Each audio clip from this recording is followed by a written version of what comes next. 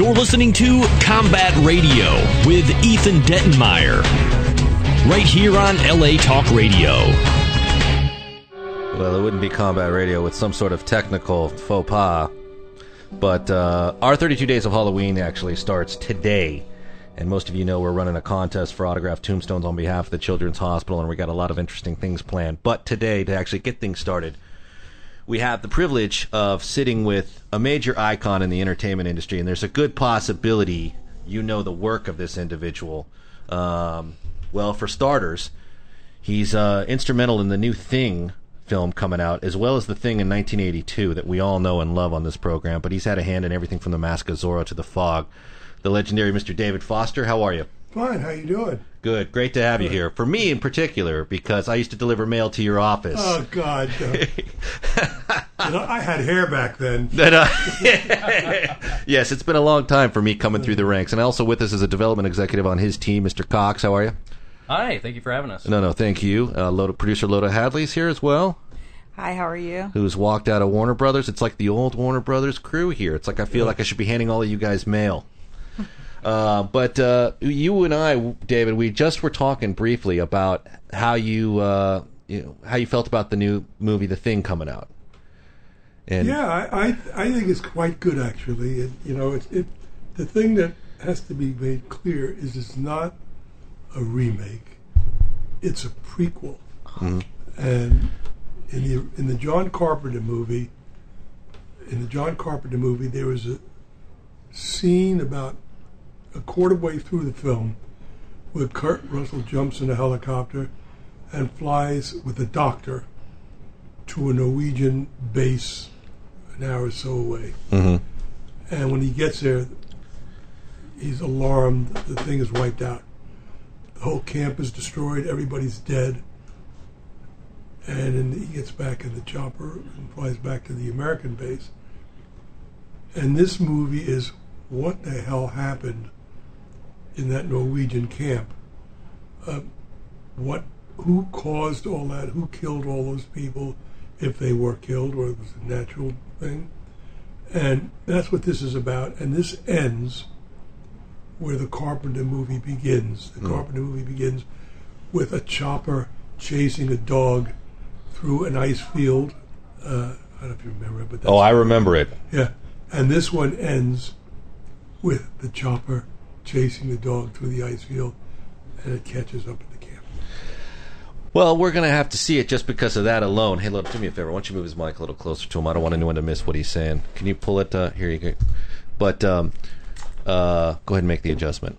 I was actually going to ask you, when the original opportunity to do The Thing in 1982, how did that come about for you? Like, what was the set of circumstances? Did somebody send you a script, or? No, what happened was I met this young fella in his mid-20s who was in television at Universal. Uh-huh. And my partner and I had a deal at Universal, so we were stationed there. We were based there. And I met this guy at a party for a friend of mine. And the guy walked up to me, introduced himself to me, and said he was at Universal too, and he was in television.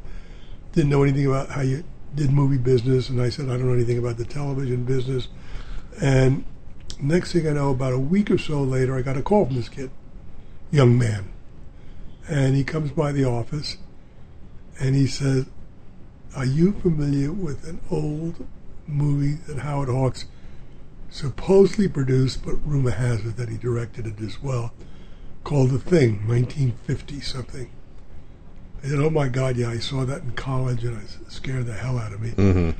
And he said, I'd like to do that as a movie remake. What do you think? The guy's name was Stuart Cohn. So I said, interesting idea. Let me look at the old movie to be sure. So I looked at it and it really grabbed me. And then he came by again and we talked, and he said he's never made a movie. He didn't know any of the movie executives at Universal. Could I run with it as long as he was part of it? Mm-hmm. I said, of course you'd be part of it. I wouldn't do it any other way. I mean, a guy brings me someone, I'm going to screw him, you know. Right, I love your style. Yeah. So I go see a guy. I call this guy who was the president of Universal at the time, Ned Tannen. Terrific guy, crazier than hell, but terrific. Mm-hmm. He's passed away subsequently, about a year or so ago. And I called him, I said, Ned Foster, I want to come by and talk to you about something. And he says, about what? And I said, do you remember an old movie called The Thing? I want to remake it. He says, oh my God, my father-in-law will kill me. I said, what? What's your father-in-law got to do with it? Turns out he was married to Howard Hawks' daughter.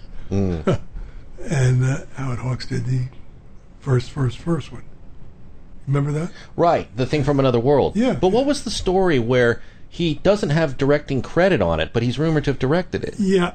The deal, the rumor has it, or show business legend has it, that I don't remember the guy's name, a friend of his who worked on several of his films wanted to direct. Mm-hmm.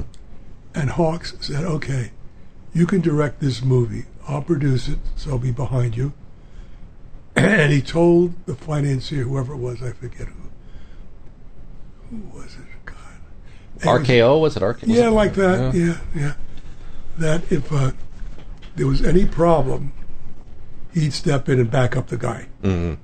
You know, so they could relax. Would never.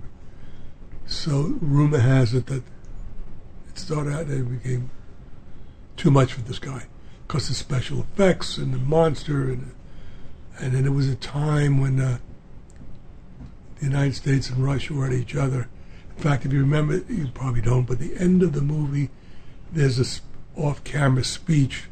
Look to the sky. Yeah. It's about look out for the Russians. Really, watch the skies. Yeah. Watch the old, the Russian yak coming out of the horizon.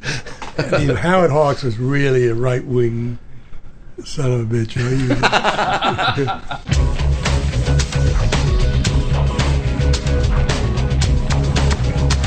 You're listening to Combat Radio with Ethan Dettenmeyer, right here on LA Talk Radio.